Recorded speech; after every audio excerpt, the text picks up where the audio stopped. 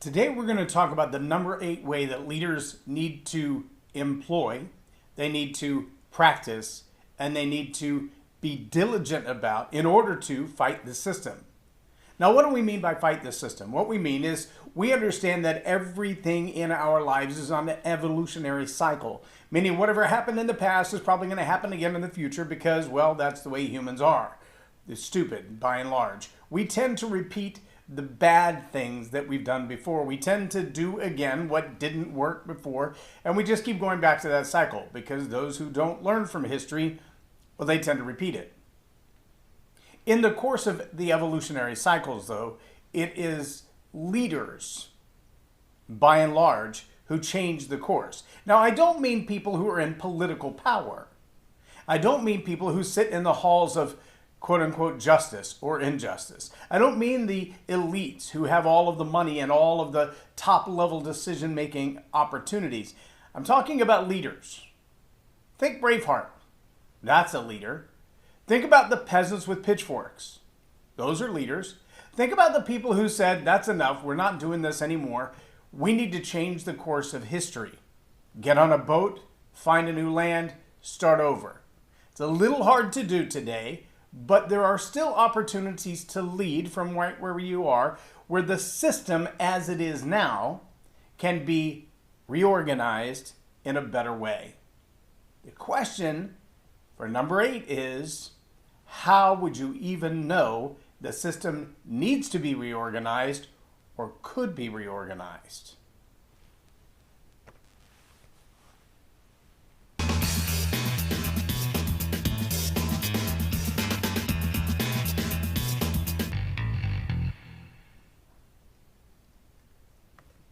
I'm J Loren Norris with Leading Leaders Podcast, and I have to tell you, there are a whole lot of people who fall into the category of ignorant by choice. I don't mean stupid. I don't mean that they're incapable of knowing. I don't mean that they're incapable of understanding even what they know. What I do mean is that there are some who are, well, for lack of a better term, lazy in their ability to acquire new knowledge or to consider points of view that they haven't been in recently. I have a very small group of people with whom I share some of the deepest, darkest, and when I say dark, I use that tongue-in-cheek, thoughts that run through my head. Some of the things that I ponder, that I think about, that I research, they're not for mass consumption because they would scare the bejeebers out of people. But there are a small group of people that I share those things with, and sometimes that sharing alone is a test. Yep, that sharing of information alone is a test. Because there are some people who simply won't reply, which either tells me they're too busy and don't need to know what I'm thinking, or they don't get it. It's just over their head. And then there are those who reply, and they want to argue certain points of what I said without reading the entire thing. I know you've encountered these same kind of people. They may not be the same person, but they're the same kind of people because they're all over social media. They look for the trigger words, the dog whistles, the words that offend them in their conscious bias or their unconscious bias, and they respond to those words with an unbelievable amount of vitriol. And then they realize, oh, that was out of context. I didn't read the whole thing. See, there are people like that in your life right now that you need to be aware are like that. In some ways, they're intentionally ignorant. They didn't want to read all of the facts and the data. They only wanted to argue certain points. And that's okay. And it's okay to have them a friend. But you need to know that's where they stand. You need to be really clear that when you lay information in front of them, they're only going to take the bits and pieces that they feel confident they can debate, they can refute, or they can accept. The rest of the details that cause them to think and consider, probably not going to get a whole lot of time and attention. And I don't say that to be offensive, and I don't say that to cause you to question your friendships. I say that to say, if you watched yesterday's video, number 7, you know something about the people that are around you. And if you haven't watched that yet, you need to go watch that now, because I'm not going to say it in here. What you need to know about the people around you. You need to go find number 7, Way Leaders Fight Back. But the number 8 way that leaders have to be prepared to fight the system is behind me. No, it's not that lovely picture of my bride. It's all those other little things. You see those things in the background behind me? Those are called books. And the beauty of books is that once it's in print, it's really hard to change. Now, that's both good and bad, because there are some people who espouse their stupidity, their lack of training. They're just straight up propaganda and lies, and they put them in books, and then it's really hard to go back and retract what you said later when you've made a fool of yourself. But generally speaking, especially when you find old books, they're a really good roadmap to go back through the evolutionary cycle of our societies at large worldwide and get a good grip on where we came from and where, if we don't change the course, we will be headed yet again. Books are really good for that. Well, why books over social media? I don't know if you know this or not, but what you Google today, if you've done, and I have, if you do a search today on Google, do a screenshot, save that in your photos, create your own little album called Things That I've Researched. And go back 6 months or a year or 2 years or 10 years from now and Google exactly the same search, and you're going to find that you probably won't have the same answer. True story. There are definitions of words that did not exist 2 years ago, 5 years ago, 10 years ago, that are now driving the behavior of people in society. There are also words that 2 years ago, 5 years, 10, 20, 50 years ago, words that were so dear to the heart of the American public or people at large around the world, we had a common understanding of what those words meant, and we practiced our lives based on the meaning of those words, that today, those words are gone. They're taboo. We don't use them anymore. And because that's the case, the people who are willfully ignorant, the people who choose to stay in their own little bubble, they only deal with words, with meanings, with concepts, with phrases, with sociological ideas and constructs that they can either refute, support, or ignore. They don't want to get into the weeds of something that might actually cause them to think. I believe it was Einstein who said, thinking is very hard work. That's why so few people do it. There is a process to thinking.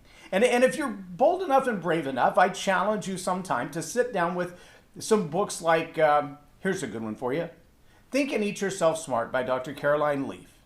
Simultaneously, grab the book How Successful People Think by John Maxwell. And then right next to that, grab The Giant Within by Tony Robbins. And you're going to find some profound consistencies in these 3 books. You're also going to find some places where your thought process, the practice of thinking, is going to get challenged. And if you think that you're thinking, you might find that you're not thinking at all. What you're doing is regurgitating ideas you've already heard. You're not stretching those ideas. You're not taking them out for a walk. You're not pondering them with your own historicity of the things that you found in books like this and conjured up ideas of your own where you thought, well, if Milton Friedman said that and Thomas Sowell said that and John Maxwell said that and Nietzsche said that, then what does it all mean together? What does it mean to my life to look at all these different views and mash them together? How then should I live if what all of them said had a fragment of truth in it? What's the juxtaposition or the intersection of all of those thoughts? See, that's the kind of thinking that many people don't take time to do. It used to be the primary purpose of our universities, that people would be free thinkers, that they would come together and ponder these thoughts about what someone said and what someone else said and how those things come together. But that's not the case anymore. It hasn't been in a couple of decades. In fact, some of my colleagues, some of my friends, some of the people I spend a lot of time with are college professors or retired college professors, some in theology, some in politics, some in the sciences. And when we sit down and think, I like to take bits and pieces of what each of them have said and mash them all together like a goulash and come back with an idea that they all just sit there and look at me and they're like, where do you even come up with this stuff? I'm like, well, you said, and you said, and you said. And they're like, yeah, you're right, but I don't think we've ever put those together. See, that's a different form of intersectionality. And if you're not practicing number 8, get your own books and read them. That's a way to fight back. It's a way to understand how the system is operating now, how the system has operated in the past, and predictably how the system will operate in the future if it stays on the same course. But when in the course of human history, there's a better way. It won't be the people who've been led like sheep. It won't be the people who've been controlled through their ignorance. It won't be the people who've been taken advantage of. It will be the people who have declared their own independence, their own responsibility, and their own freedom, all rolled into one braid to say, I am both free to choose and free to think. I'm also responsible for my own outcomes and dedicated to them. And when all those things come together, you've got a vine or a rope that can be used to pull somebody out of the mud pretty easily. Now, if you're not willing to do the thinking part, if you're not willing to take all these various ideas, the juxtaposition of thoughts that don't seem congruent at all, and lay them one on top of another until you come up with something that you can see right down the lane. Right? If you've ever looked at a weave, you'll see that tight pattern, and there's only one or two places where you can actually see all the way through. That's not easy to do, but you've got to take the time to lay all of those things together, layer upon layer upon layer upon layer, until you find the one place that you can see through them. When you can do that, you will find significant change in your own life, because there will be so much clarity for you, for how you live, what you practice, how you build people into your lives or build people out of your life through the relationship that you have with them. This is not an easy process. This is not a process that immediately will show a return on investment. You might think that if I go to Half Price Books and I spend $50 on books and I come home with a bunch of used books and I read them all, that immediately I'm going to see my life is different. I'm going to make a whole lot more money. Well, that could happen. It could. Could also be that you spend a whole lot of time and you find your mind is now reeling with all these new ideas and new concepts that you've never pondered before. Because you've been in the lane that the elitists, those in control of information, those in control of data, those in control of the narrative, have wanted you to be. You've heard what they wanted you to hear. You've done what they wanted you to do. Let me just give you one tiny little example. I shared this morning Dr. Caroline Leaf's podcast. It's on my Facebook profile. I want you to go take a look at it. I want you to watch it. I want you to listen for a couple of little tiny things. Because from a neuroscientist's standpoint, she talks about some factors of things that you can do when you're, are you ready for this? When your chemical chaos of the hormones in your brain are completely out of whack because of the stress level in your life. And she gives you some really interesting tips like smile at someone, touch someone in a compassionate, caring way, hug someone. Now let me ask you this. Is there any chance at all, that the constant fear coming at you through the media and the instruction to mask up and stay 6 feet away from each other all rolls into the same kind of chemical chaos of mental illness that the neurosurgeons are telling you are destroying human brains today?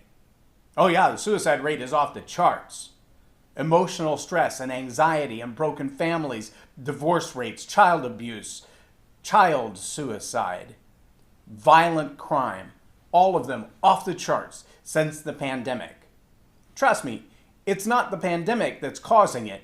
It's the way that the elites have controlled human behavior using the excuse of the pandemic. I'm not a neuroscientist and I don't play one on TV, but I do read enough to know that human behavior is modified through outside narrative until you break the narrative. And when you can read the books and listen to the genuine experts and listen to the people, I don't care if you want to listen to Columbia or Stanford or MIT. The Faucian way of 6 feet of separation has been disproven multiple times in multiple universities and in multiple continents. It is fallacy. Don't trust me. Do your own homework. Stop listening to certain media agencies that have an agenda that goes way beyond health and science. See, good mental health means a balance of relationships, a balance of touch, and of smile. And if you've caught yourself in the grocery store smiling at somebody when both of you are wearing a mask and you can just barely tell by the movement of their eyebrows that they would be grinning ear to ear if you could see their mouth, ask yourself the impact that has on a 3-year-old or a 5-year-old who takes those facial cues because they don't yet understand all of the tonality, or a 2-month-old or an 8-month-old who doesn't understand language at all and reads facial expressions for peace and joy. Ask yourself the impact that's having on them. Again, tool number 8, if you want to fight this system, is to be informed. Buy your own books, do your own reading, read those supposedly opposing ideas and then lay them together and find the consistencies, because that is where you're going to find the tools you need to lead the next generation in a direction that prevents the evolution of ignorance that we're falling into right now. It's a cycle, and if we don't break it, we're going to repeat it. I'm J Loren Norris with Leading Leaders Podcast for Tell It Like It Is TV. Have a blessed day.